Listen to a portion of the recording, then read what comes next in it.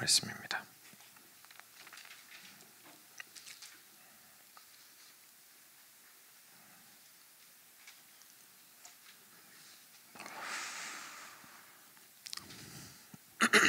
네, 마가복음 15장 1절부터 제가 읽겠습니다. 같이 교독하시면 되겠습니다.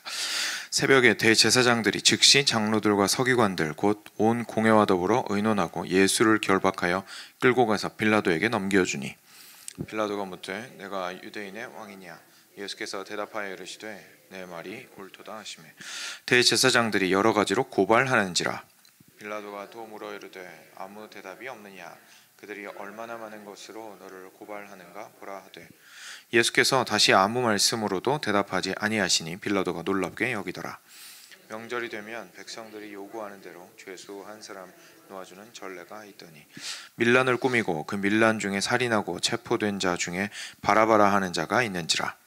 무리가 나아가서 전례대로 하여 주기를 요구한대 빌라도가 대답하여 이르되 너희는 내가 유대인의 왕을 너희에게 놓아주기를 원하느냐 하니 이는 그가 대제사장들이 시기로 예수를 넘겨준 줄 알미러라. 그러나 대제사장들이 무리를 충동하여 도리어 바라바를 놓아달라 하게 하니 빌라도가 또 대답하여 이르되 그러면 너희가 유대인의 왕이라 하는 이를 내가 어떻게 하랴. 그들이 다시 소리지르되 그를 십자가에 못 박게 하소서. 무슨 악한 일을 하였느냐 하니 더욱 소리지르되 십자가에 못 박게 하소서 하는지라. 함께 읽겠습니다. 빌라도가 무리에게 만족을 주고야 하지 바라바를 놓아주고 예수는 채찍질하고 십자가에 못 박히게 넘겨주니라. 아멘.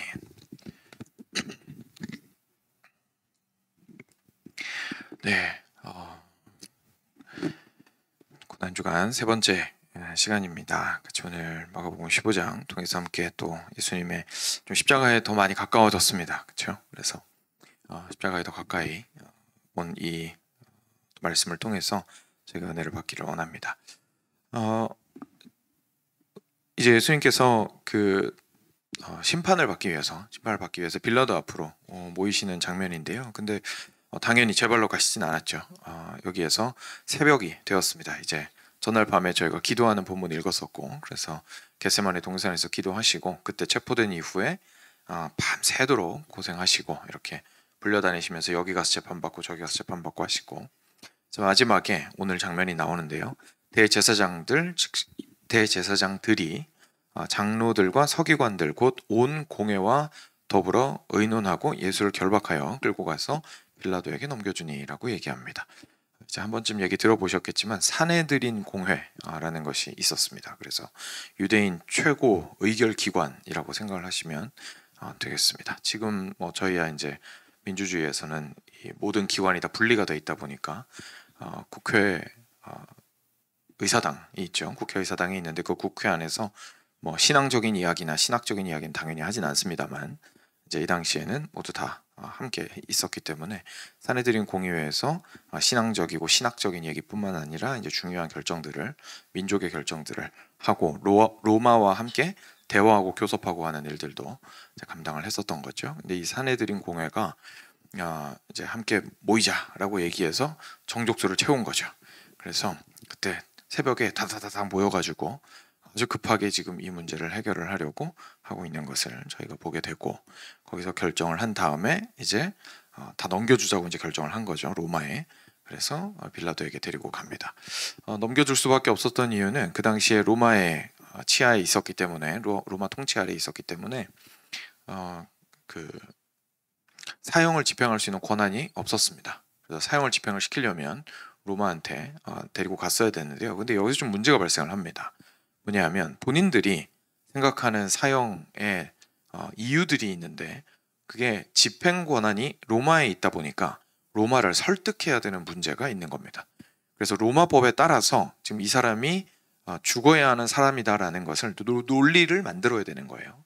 논리를 만들어서 이 사람들을 설득을 해야 로마가 로마 법에 따라서 사형을 집행할 수가 있겠죠. 그래서 이제 그런 것들을 가지고 막 계속 논의를 했던 것 같습니다. 그리고 나서 빌라도한테 데리고 갔는데 빌라도가 네가 유대인의 왕이냐라고 갑자기 물어봅니다. 그러니까 이게 뭐냐면 바로 사내들인 공회가 정보를 준 거죠. 우리가 왜 이 사람을 고발하냐면 이 사람이 정치적으로 로마에게 위해가 되는 유대 지역의 왕으로서 스스로를 주장하는 내란자입니다. 밀란을, 여기서 바라바가 나온 것처럼 밀란을 일으킨 그런 사람입니다. 그래서 사회를 복잡하게 만들 수 있고 소요를 일으킬 수 있는 사람입니다. 라고 이야기를 한 겁니다. 그러니까 빌라도가 그 얘기를 듣고 이제 그걸 가지고 신문을 하는 거죠. 그런데 듣자 하니까 네가 유대인의 왕이라던데 그게 맞냐? 이렇게 물어보는 겁니다. 일단 개인 자백을 받기는 받아야 되니까요. 예수님께서 네 말이 옳도다라고 얘기하셨습니다. 그래서 예수님께서는 명확하게 당신이 메시아이심을, 그리고 유대인의 왕이라는 사실을 밝히셨습니다. 기억하시겠지만 예수님께서 공생의 기간 동안에 쭉 오시면서 여러 차례 자신의 정체를 드러내고자 하는 시도들이 있었을 때에 예수님 항상 피하셨습니다. 항상 피하셨습니다. 거기에서는 자신이 유대인의 왕이라든지 메시아라든지 뭐 이런 것들을 직접적으로 얘기를 하신 적은 없었습니다. 단지 그렇게 이해할 수밖에 없는 행동들을 하셨죠. 그런데 그때마다 하셨던 말씀이 때가 아직 아니다 라고 말씀하셨거든요. 근데 드디어 때가 된 겁니다. 드디어 때가 되어서 스스로 이제 유대인의 왕이심에 대해서 명확하게 드러내셨던 것이죠. 여기에서 이제 대제사장들이 여러 가지로 고발을 했습니다. 이것 때문에 저것 때문에 죽여야 됩니다. 그랬더니 빌라도가 또 물어봅니다. 근데 왜 아무 말도 안 하냐? 변호의 기회가 있는데 왜 아무 말도 안 하냐? 질문을 했습니다. 예수님께서 잠잠히 있으셨던 것이죠. 그랬더니 그들이 얼마나 많은 것으로 너를 고발하는가 보라 하되 예수께서 다시 아무 말씀으로도 대답하지 아니하시니 빌라도가 놀랍게 여겼습니다. 예수님께서 보이셨던 모습 중에 어떻게 보면 가장 놀라운 모습 중에 하나가 아닌가 싶고, 십자가의 의미가 무엇인지를 저희에게 다시 한번 보여주는 부분이 아닌가 싶습니다. 만약 예수님께서 십자가에 원치 않았던 죽음을 끌려가서 죽으신 거였다면, 만약 십자가에서 죽으신 그 죽음이 그냥 당신 자신이 실제로 뭔가를 잘못해서 뭐 여기에 판단대로 유대인의 왕으로서 어떻게든 이렇게 민심을 자극하고 소요시켜서 체제를 전복시키려고 했던 것이 예수님의 뜻이었다면 여기에서 분명히 예수님은 많은 변호를 하셨을 겁니다. 그 죽음을 피하고자 하셨겠죠. 왜냐하면 죽음을 피해야 더 큰 일을 할 수 있을 테니까요. 하다못해 마약 그 조폭들도, 폭력 조직들도, 마약 폭력 조직들도 그 리더는 어떻게든 살리려고 뒤로 빼돌리고 다 합니다. 그렇죠? 왜냐하면 살아남아야 큰 일을 할 수 있잖아요. 그러니까 결국 이 땅에서의 일이 큰 일이라는 생각이 있으면 이때 예수님은 무슨 일을 해서라도 빠져나오셔야 됩니다. 빠져나오셔야 더 큰 일을 할 수 있겠죠. 그 말은 무슨 말이냐면 이제까지 살면서 예수님께서 보여주셨던 모든 사역보다 더 큰 사역을 지금 앞두고 계시다는 뜻인 겁니다. 왜냐하면 살아나면 앞에서 행하셨던 그 사역을 하실 수 있잖아요. 불쌍한 자들 더 가서 돌보실 수 있고요. 제자들이랑 더 많은 시간 보내실 수 있고요. 더 기적도 많이 보여주실 수 있고요. 더 가난한 사람들 더 많이 도와주실 수 있고요. 더 많은 안진뱅이와 눈먼 자들과 아픈 사람들을, 문둥병자들을 고치실 수 있었을 겁니다. 만약에 그게 예수님의 메인 사역이었다면 이때 살아나오셔야죠. 그래야 더 많이 하실 수 있을 테니까요. 우리가 항상 40이 절정인데 50이 한창일 때인데 60이면 아직 창창한데 이런 얘기 저희들 많이 하지 않습니까? 지금 예수님 아직 30 초반입니다. 나오셔서 30년 40년은 그렇게 사셔야 우리가 생각하는 좋은 일 많이 하실 거 아닙니까? 근데 예수님께서 아무 말씀도 안 하고 계십니다. 무슨 말이냐면 지금 내가 앞두고 있는 이 일이 이제까지 내가 해왔던 모든 일보다 가장 중요하고 내가 이 일 때문에 온 것이어서 나를 죽이는 이유가 불합리하든 죄악되든 엉망진창이든 상관없이 나는 이 길 가야 된다 라고 예수님께서 마음을 먹으신 것이죠. 그리고 거기에서 뚜벅뚜벅 가신 것이고 충분히 자신의 의와 자신의 올바름을 증명하실 수 있는 그 자리에서 한마디도 하지 않고 침묵하시는 것을 저희가 보게 됩니다. 그런데 그때 명절이 되면 사람들이 요구해서 죄수한 사람을 놓아주는 전례가 있었습니다. 우리도 이제 광복절의 특사들이 있죠. 이제 그런 것처럼 명절이 되면 특별 사면을 받게 되는 사람들이 있었는데 그 당시에 실제 밀란을 꾸미고 그 밀란 중에 살인하고 체포된 자 중에 바라바라 하고 있는 사람이 있었습니다. 그래서 무리가 나아가서 전례대로 하여 주기를 요구하였습니다. 그러니까 지금 이제 6월절이니까 6월절 특별 사면으로 지금 바라바를 놓아 주십시오. 그 대가로 이 예수를 죽이십시오. 그 자리에 대신 매다십시오라고 얘기를 했던 것이죠. 이것을 통해서 저희가 좀 알 수 있는 거는요. 사실 예수님께서 달리셨던 그 십자가가 어쩌면 바라바가 매달렸어야 했던 십자가일 수도 있는 겁니다. 이미 준비가 끝나 있는 거죠. 사형 그 집행 준비가 끝나 있는 겁니다. 양옆에 달린 그 사람들은 바라바 친구들인 거죠. 바라바 친구들인 거죠. 그래서 바라바와 함께 그 내란을 꾸미고 거기에서 그 이제 사회를 전복하려고 했던 그 사람들이 이제 죽을 날만을 기다리고 있었는데 그 중에서 바라바가 아마 인기가 굉장히 많았든지 그랬던 것 같습니다.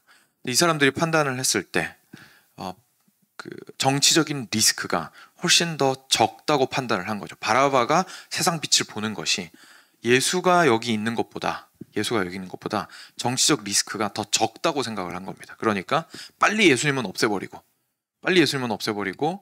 차라리 바라바가 밖에 나와서 좀 혼란스럽게 하는 게 더 낫다고 생각을 한 거죠. 빌라도의 눈에도 그렇게 보였고 유대인 지도자들의 눈에도 그렇게 보였습니다. 그래서 거기서 보이지 않는 악수가 이루어집니다. 디오 이렇게 된 거죠. 그래서 그 빌라도도 오케이 그러면 어떻게 죽일까라고 물어봅니다. 그랬더니 십자가형을 저하게 하십시오라고 소리 지르죠.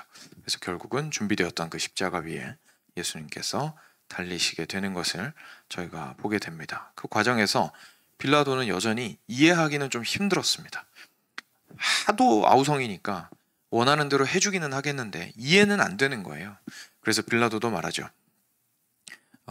9절에 너희는 내가 유대인의 왕을 너희에게 놓아주기를 원하느냐라고 한 번 더 확인하니까 이 사람들이 시기로 예수님을 넘겨주었다는 것을 알았기 때문에 이런 질문을 했었던 것입니다. 그런데 대제사장들이 도리어 바라바를 놓아달라고 계속해서 그러니까 빌라도가 또 물어보죠. 12절에 그러면 너희가 유대인의 왕이라 하는 일을 내가 어떻게 하랴?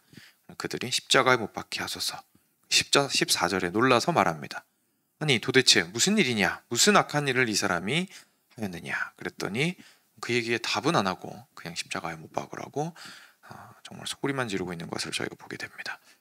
결국 빌라도가 졌습니다. 그래서 무리의 만족을 주고자 하여 바라바는 놓아주고 예수는 채찍질하고 십자가에 못 박히게 넘겨주게 됩니다. 이게 이제 오늘의 빌라도의 법정에서 있었던 내용들입니다. 사랑하는 여러분, 오늘 말씀 가운데에서요 저희가 좀 볼 수 있는 여러 부류의 사람들이 있는데 이 부류의 사람들은 정말로 예수님과 극명한 대비를 좀 이루고 있는 것을 저희가 보게 됩니다. 유대인들 지도자들 같은 경우에 이 사람들 지금 마음 가운데 예수님을 죽이지 못해서 안달이 나 있습니다. 이유는 예수님께서 자기들이 이제까지 세워왔던 모든 것들을 한 번에 다 무너뜨리려고 했기 때문에 그렇습니다. 거기엔 성전도 포함되어 있었고요. 자기들이 그렇게 자랑으로 여기는 성전을 마치 아무것도 아닌 것처럼 얘기 막 하시고 그리고 실제로 안에 들어가가지고 막 상 엎으시고 이러니까 너무너무 화가 나죠. 그리고 다른 사람들은 전부 다 머리 조아리고 자기들 앞에서 막 벌벌 떨고 자기들이 입에서 나오는 말을 하나님의 말씀처럼 여기는데 예수님은 막 회칠한 무덤이라 그러고 독사의 자식이라 그러고 막 그러니까 꼴불견일 수밖에 없습니다. 그런데 사람들이 안 따르면 모르겠는데 사람들이 너무 따르는 거예요, 이 예수님을. 그리고 불과 일주일 전에는 무슨 일이 있었습니까? 예루살렘 들어오는데 막 환호성 치고 난리가 났습니다. 호산나 찬양 부르고. 그리고 사람들이 이 사람이 약속된 메시아다라는 이야기들을 막 합니다. 그러니까 이 사람들이 어떤 불안함을 가지고 있었는지 한번 상상해 보십시오. 마음이 요동치기가 정말 폭풍우와도 같은 겁니다. 뭐가 불안한 겁니까? 지금 현재 내 위치가, 내 자리가 무너질까봐 너무 불안한 겁니다. 너무너무 불안한 겁니다. 그래서 그 불안함이 결국은 이런 폭력성을 만들어내죠. 왜냐하면 이 불안함이 잠잠해지려면 이유를 찾아봤더니 이 젊은 예수라는 청년 때문인 것 같은 거죠. 그러니까 얘만 없으면 내 인생이 좀 편할 텐데, 내가 지금 며칠째 불면증인데 얘만 없으면 잠 좀 편하게 자겠다 싶은 마음이 유대인 지도자들에게 분명히 있었던 겁니다. 그리고 그 마음이 혼자만 있었던 것이 아니라 모두 공유되는 마음이었습니다. 그러니까 모두가 한 마음인 것이 오히려 더 무서운 상황입니다. 사내들인 공의가 함께 모여가지고 너도 나도 할 거 없이 모두가 다 그래 죽여 없애자 라고 동의를 했던 것이죠. 그 불안함이 모두를 주위 흔들고 있었습니다. 이것이 죄입니다. 자기 자신의 위치가 어떻게 될까봐 너무나 불안하여서 그것을 위해서는 그 어떤 일도 불사하는 이것이 결국은 하나님 안에서의 평안을 잃은 사람의 가장 선명한 죄악된 모습입니다. 우리는 보통 불안함을 또는 분노함을 그 자체로 죄라고 생각하지 않습니다. 그러니까 불안함을 어떤 무언가로 이렇게 표현되어서 나오거나 분노함이 무언가로 막 사람한테 화를 내거나 그렇게 해야만 저희가 보통 그것을 죄라고 생각하지만, 물론 실제 내가 죄를 저지른 건 아닐 수 있습니다만 하나님께서 보실 때는 궁극적으로 우리 존재가 죄인이어서 가지고 있는 문제인 겁니다. 불안과 분노들이. 왜냐하면 하나님 안에서 깊이 있게 뿌리를 받고 하나님만이 나의 근거가 되시고 내가 하나님을 잃어버리는 것이 가장 불안하지 나의 위치를 잃어버리는 것은 그만큼 불안하지 않다라는 마음을 가지고 있다면 사람이 겸손해지면서 귀를 기울이게 됩니다. 왜냐하면 예수님께서 나쁜 말씀을 하신 게 아니었거든요. 그리고 심지어 자기들을 향해서 비판하시더라도 그것에 겸손한 마음으로 듣고자 했을 겁니다. 이 사람들이 듣고자 하지 않았던 이유는 하나님 안에서 평안함을 누리지를 못하고 자기 자신들이 이제까지 세워왔던 인생에 자기들의 마음의 평안함을 찾고 있었기 때문이었죠. 그래서 그 평안함을 가장 크게 위협하는 예수님을 보고 죽이고자 달려들었고, 그때에는 이제까지 자기들이 그래도 나름대로 그래도 대제사장들이고 서기관들이고 이런 사람들인데 막 대놓고 거짓말하고 그러진 않지 않겠습니까? 근데 이제는 막 거짓말 만들어내고 함께 모의해가지고 증거들을 캐내고 말도 안 되는 건 논리를 만들어내가지고 어떻게든 푸시해가지고 예수님을 죽이려고 하는 추악한 모습까지 다 만천하에 공개되면서 드러나게 되는 정말 요란한 사람의 마음의 모습을 이들이 보여주고 있습니다. 빌라도 역시 마찬가지입니다. 다른 자리에 있지만 빌라도 역시 그 마음은 너무나 크게 진동하고 있고 불안해하고 있습니다. 그럴 수밖에 없죠. 아무리 자기가 권력자고 그리고 로마에게서 직접 총독 직위를 받은 사람이라 할지라도, 그리고 자기 밑에는 로마 호위병들도 있고 그리고 단단한 요새 같은 건물에서 자기는 생활을 하고 있다 할지라도 사회 전체가 이렇게까지 소유하게 되면 결국 그쪽 좀 조용히 하라고 평안하게 만들라고 로마한테서 임명을 받아서 와가지고 총독 노릇을 하고 있는 건데 결국은 내가 무능한 자가 될 것이고, 그리고 실제로 사회가 그렇게 혼란스럽게 되면 너무 그걸 평정하기가 어려워지게 될 겁니다. 사람들의 인기가 이 사람한테는 역시나 목숨과도 같았습니다. 사람들이 자기를 좋아해주고 사람들을 만족시켜서 자기를 훌륭한 총독이다 라는 이렇게 여론이 생기게 만들어야 그 여론이 로마까지 가서 로마에게서 자기도 인정을 받을 수 있고 그 다음 스텝으로 본인은 로마 가고 싶을 거 아닙니까? 그렇죠? 친구들 지금 다 로마에서 위로 쭉쭉 올라가고 있을 테니까 내가 지금 밟고 있는 이 스텝 다음에 또 로마에서 또 다음 진급을 해야 될 테니까 그걸 꿈꾸고 있었을 겁니다. 근데 그런 마음을 가지고 현 상황을 보니까 너무 불안한 거죠. 그럼 이래가지고는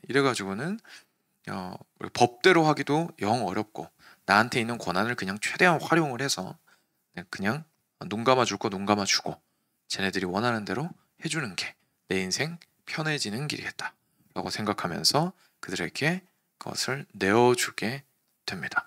빌라도는 다소 소극적이었습니다. 유대인들은 굉장히 적극적이었습니다. 그런데 어떠한 태도를 취하였든지 상관없이 모두가 다 그 마음은 하나님 안에서 자신의 삶의 평안함을 찾지 못한 이들이 그리스도의 말씀에 귀를 기울이지 못한 결과로 불안해할 수밖에 없는 것이었습니다. 여기서 이 사람들이 평안을 찾는 방법은 예수님께서 공생애에서 만났던 그 수많은 가난한 사람들과 같이 주님 앞에서 다윗의 자손 예수여 나를 불쌍히 여기소서, 예수님의 말씀을 듣고 나서 주님 저희가 배고픕니다. 주님 저희가 목마릅니다. 주님 저희가 아픕니다. 주님 제가 눈 뜨고 싶습니다. 제가 일어나고 싶습니다. 라고 가난한 말들을 하는 것들이, 가난한 마음에서 우러나오는 가난한 말들을 하는 것들이 이들이 했어야 하는 것들이었습니다. 근데 이들은 그렇지 않았고 결국은 자기가 잃을 것들이 너무 두려워서 붙들고 있다가 오히려 예수님을 죽이기까지 이르는 것을 저희가 보게 됩니다. 우리는 보통 빌라도처럼 소극적인 모습을 우리가 보일 때에 그걸 가지고 좀 변명을 많이 하죠. 소극적이면 그래도 좀 내가 막 적극적으로 뭘 하려고 한 건 아니니까 그것까지 막 죄악되다고 생각하지는 않습니다. 그렇지만 오늘 이야기를 통해서 보게 되는 것은 빌라도의 그 소극성이 오히려 결과적으로 예수님을 십자가에 못 박았음을 저희가 보게 됩니다. 다시 말해서 불의를 적극적으로 행하는 것과 그리고 의를 행하지 않고자 하는 소극적인 마음 둘 모두가 하나님 앞에서 사실은 예수님을 향해서 적대적인 모습을 보이게 만든다는 것을 저희로 깨닫게 해주시는 부분입니다. 그런데 그 반대편에 예수님은 어떠신가요? 사실 여기서 우리는 충격을 받습니다. 예수님 이야기를 우리가 몰랐다고 생각을 했을 때 빌라도와 유대인들의 모습만 알아보고 나서 반대편에 있는 멋있는 사람은 어떤 사람일까 생각해 보았을 때 사실 예수님의 모습은 또 아닙니다. 우리가 생각하는 멋있는 사람은 영웅적인 모습입니다. 영웅적인 모습입니다. 심지어 죽음의 전장으로 뛰어든다 할지라도 그 전장은 멋있는 전장입니다. 모든 사람이 보기에 저 사람은 앞장서서 막 달려가서 싸우고 있고요. 그리고 싸움도 제일 잘하고요. 막 말 타고 가가지고 다른 사람들 한 명이랑 막 치고받고 싸울 때 저 사람은 칼 한 번 휘두르면 두 명이 한꺼번에 쓰러지고 그런 장면을 저희는 원합니다. 그렇죠? 그래서 그런 영웅이 앞에 나가가지고 가다가 죽어요. 우리 이순신 장군이 활 맞아 돌아가신 것처럼 죽어요. 그러면 박수 쳐주고 그죠? 영도하고 그것들을 애도하고 그리고 영광 가운데 보내드리고 아쉬워하고 추억하고 기억하는 것이 우리가 영웅을 기억하는 방법이고 영웅을 기대하는 마음입니다. 그런데 예수님은 그러지 않으셨습니다. 예수님은 멋있지 않으셨습니다. 왜냐하면 지금 저희가 보통 가지고 있는 여론만 봐도요. 어떤 사람이 판결을 받으러 갔는데 아무 말도 안 해요. 그럼 저희가 합리적으로 뭐라고 의심합니까? 지도 뭐 캥기는 게 있나벼. 이렇게 됩니다. 그렇죠? 아무 말 안 하는 거 보니까 할 말이 없나 보네. 지도 뭐 캥기는 게 있나벼. 이렇게 됩니다. 그러니까 이게 무슨 말이냐면 그 당시에 옆에 있었던 사람들도 그 분위기로서 봐서는 전혀 예수님이 멋있어 보이진 않는다는 얘기입니다. 아무 말도 안 하시고 계세요. 자기 변호를 하지 않으시고 지금 현재 하다못해 담대하게 죽더라도 뭐라도 변호라도 하고 죽으시는 것이 아니라 그냥 침묵하신 것을 저희가 보게 됩니다. 여기서 저희는 굉장한 차이를 발견하게 되죠. 빌라도와 유대인들과 그리고 예수님의 차이를. 예수님의 마음은 바다와 같이 고요하였습니다. 예수님이 사실 엄청나게 불안한 모습을 보였던 적이 있습니다. 언제입니까? 겟세마네 동산에서였습니다. 지금 이 빌라도와 유대인들은 막 이 자신들의 요동치는 불안함과 분노의 마음을 어떻게든 가라앉히려고 예수님을 죽이고자 하고 있을 때에 예수님의 마음은 사실은 그 누구보다도 불안했어야 할 것 같은데 오히려 거기에서는 잔잔한 바다와 같이 단단한 반석과 같이 자기 갈 길을 주변에 그 수많은 군중들이 자기 죽이겠다고 난리를 쳐도 자기 갈 길을 가겠다고 침묵하고 계셨습니다. 근데 도리어 입을 열어 당신의 불안함을 드러내셨던 것은 겟세마네 동산에서였습니다. 그런데 그 불안함을 겟세마네 동산에서 기도하면서 드러내셨을 때 결국 기도하셨던 건 뭡니까? 주님, 제가 너무 불안합니다. 이유는요? 저희가 함께 말씀을 묵상하면서 알아보았죠. 제가 죽을까봐가 아니라 처음으로 하나님에게서 단절되는 그리고 하나님의 진노를 하나님의 거절을 느껴야 하는 경험해야 하는 상황을 마주하게 되었기 때문입니다. 예수님을 불안케 하는 건 하나밖에 없었습니다. 하나님과의 단절이었습니다. 거기에서부터 오는 이 마음의 불안도의 차이가 어마어마했던 거죠. 그래서 예수님은 그것에 대해서 불안하셨고 도리어 사람들 앞에서는 전혀 불안해하지 않으셨던 것을 보게 됩니다. 사랑하는 여러분, 저희의 삶을 마무리하면서 돌이켜보았으면 좋겠습니다. 우리 모두 불안한 사람들입니다. 어느 정도의 불안함은 모두 가지고 있습니다. 그런데요, 그 불안함을 어떻게 할 것이냐는 참 우리에게 중요한 숙제입니다. 왜냐하면 불안함이 그냥 단지 겁에 질린 다람쥐나 토끼들을 우리가 생각하면 뭐 큰 일을 하지 못하잖아요. 그러니까 저희가 이제 그렇게 생각을 해서 내가 불안할 때는 겁에 질린 토끼나 다람쥐를 생각하다 보니까 나는 피해자고 나는 약자이기 때문에 크게 내가 죄인이라는 생각을 보통 하지 못하는 겁니다. 그런데 사실 그런 이미지보다는 너무나 불안해서 소극적일 수 있고요. 어떤 사람은 너무 불안해서 어떤 사람은 적극적일 수 있습니다. 다양한 모습들로 그것을 드러내지만 문제는 뭐냐면 어떤 모습으로 드러나느냐가 아니라 문제는 뭐냐면 하나님 안에서 평안함을 누리지 못하고 있다는 것이 우리 모두의 문제입니다. 그 말을 오늘 예수님의 모습을 보면서 가장 이해하기 쉬운 모습으로 바꾸어 보자면 침묵하기를 두려워하지 않아야 한다라는 얘기입니다. 더 중요한 일을 위하여, 누군가를 사랑하기 위하여, 하나님의 의를 행하기 위하여, 하나님의 뜻 안에 거하기 위하여 말하기보다 침묵하는 것이 더 낫다면, 침묵을 하여야만 그것을 얻어낼 수 있다면 침묵하는 것이 가장 힘있고 평안한 사람의 모습입니다. 그리고 그 침묵을 통하여 오게 되는 것들을 달게 받겠다라는 것을 의미하기 때문에 그렇죠. 많은 것들을 말하고자 하고 이야기해야 하는 수많은 말들이 허공을 떠돌아다니는 이 시대에 과연 우리는 그리스도를 닮은 자로서 침묵할 수 있는 용기가 있는 사람들인가 다시 한번 돌이켜보기 원합니다. 그것을 위해서는 정말 주님을 사랑하는 깊은 힘이 우리 가운데 필요하기 때문에 그렇습니다. 같이 기도하겠습니다.